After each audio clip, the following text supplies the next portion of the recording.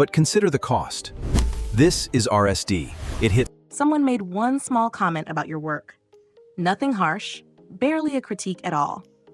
10 minutes later, you're locked in a bathroom stall fighting back tears, and you have no idea how you got there so fast. That jump, from composed to devastated in under a minute, isn't an overreaction, and it isn't proof you're too sensitive to run in rooms full of high performers. Here on ADHD Resolve, we're going to walk through exactly what happens in that gap, piece by piece, in plain language, sharp enough for the boardroom and simple enough for a bad day. By the end, you'll understand why one small comment can travel so far, so fast inside someone who is otherwise razor competent at everything else. You're not fragile. You're not being dramatic. Two very specific systems are firing in your brain, back to back, and today we're taking both of them apart, completely. Think of the first system like a match. Small, dry, engineered to catch on the smallest spark.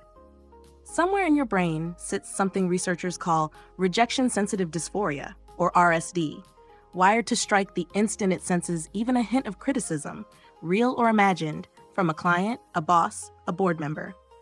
One flat comment, one raised eyebrow across the conference table, one pause a half second too long before someone responds to your idea, and that match is already lit, faster than your conscious mind can even register it happening. Now here's the second system, the one almost nobody talks about. In an ADHD brain, research suggests the mechanism that normally cools an emotional reaction back down operates differently too, so the instant that match catches, there's no small, contained flame waiting politely. There's gasoline already pooled and ready. The emotion doesn't spark, it floods, hitting harder and lasting longer than it would in almost anyone else in that same room. Two systems, one match built to strike too easily, one fire that refuses to burn out on schedule. This same match and this same gasoline ignite in rooms that have nothing to do with performance reviews at all, in far more corners of your career than you've probably ever connected. A client responds to your proposal with a single word, received, and within seconds, you're mentally drafting your resignation over 4 letters that meant absolutely nothing at all. Your manager reschedules your one-on-one with 0 explanation attached, and by the time the new invite lands in your calendar, you've already built an entire narrative where you're quietly being managed out of the company. Or you deliver a flawless presentation to the executive team, catch one tiny stumble in your own delivery, and spend the entire flight home replaying that 4-second stumble instead of the 40 minutes you absolutely nailed. Even a Slack thread going quiet for 20 minutes after you've shared an idea can feel like a verdict has already been reached without you.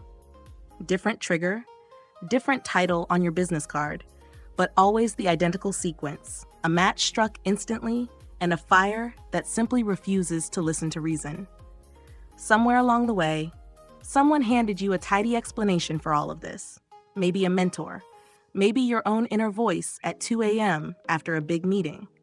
It says you're too emotional for leadership, too sensitive for high-stakes work, and that any truly composed professional would simply absorb a small comment and move on without a second thought.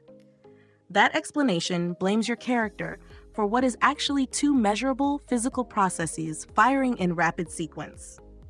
Composure has nothing to do with how easily a match strikes or how long a fire burns once it's lit. You can be the most capable person in the building and still feel the exact same flood because competence was never the variable controlling either system.